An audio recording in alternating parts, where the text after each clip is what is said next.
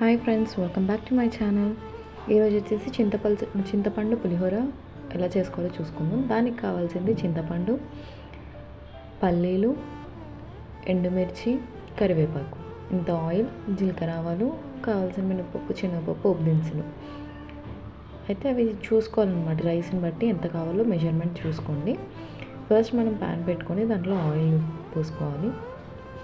నేనైతే ఇంకా ఆయిల్ గిట్ట అన్ని డీటెయిల్స్కి అయితే చూపించట్లేదు, ఎవరు వాడే దాన్ని బట్టి ఆయిల్ పోసుకోవచ్చు. యాక్చువల్గా అయితే నేను ఇంకా వీడియో స్టార్ట్ చేయడం కూడా ఒక రిస్క్ పని, చూస్తారో లేదా అనుకున్నా, కానీ ఇప్పుడిప్పుడే వ్యూస్ రావడం వల్ల ఇంకా రోజుకో వీడియో కంపల్సరీ పెడదామని చెప్పి ట్రై చేశాను.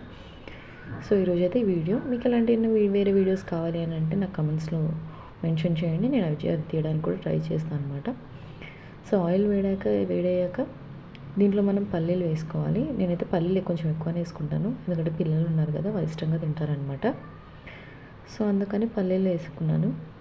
మీకు కావాల్సినంత వేసుకోవచ్చు. పల్లీలు వేగాక కొంచెం ఫ్రై అవ్వనివ్వాలి. కొంచెం ఫ్రై అయ్యాక దాంట్లోనే జీలకర్ర, ఆవాలు,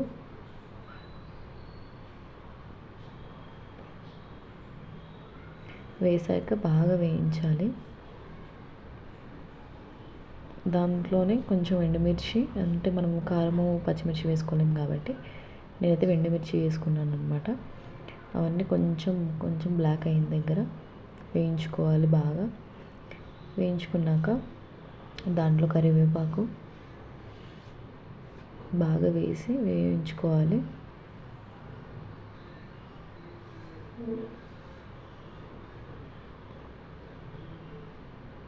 వేయించాక చిటికెడంత పసుపు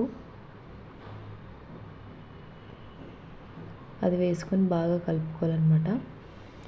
బాగా అయ్యాక చింతపండు గుజ్జు కొంచెం అంతా, నిమ్మకాయ సైజ్ అంత చింతపండు తీసుకున్నాను నేను. దాంట్లో కొంచెం అంతా చింతపులుసు ఇట్లా గుజ్జు అంతా తీసేసి దాంట్లో పోసి తగినంత ఉప్పు వేసుకొని బాగా కలుపుకోవాలి.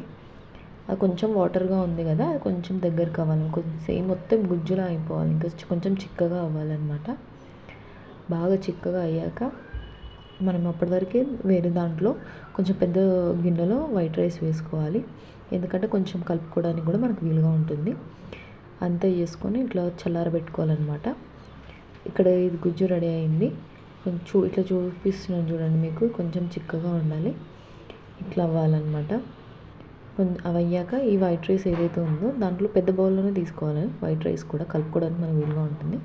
కొంచెం చింతపండు గుజ్జు పోసుకొని కలుపుకొని మొత్తం మిక్స్ చేసుకోవాలన్నమాట.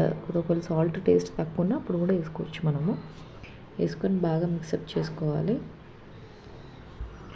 బాగా కలుపుకోవాలి, ఉండలుగా ఉండకుండా.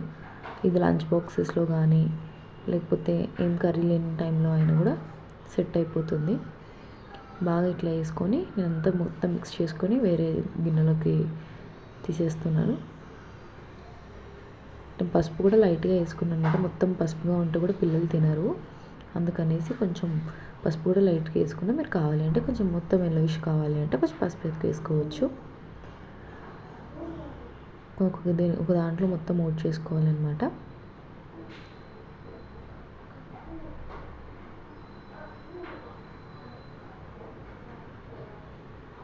టోటల్గా ఇదన్నమాట.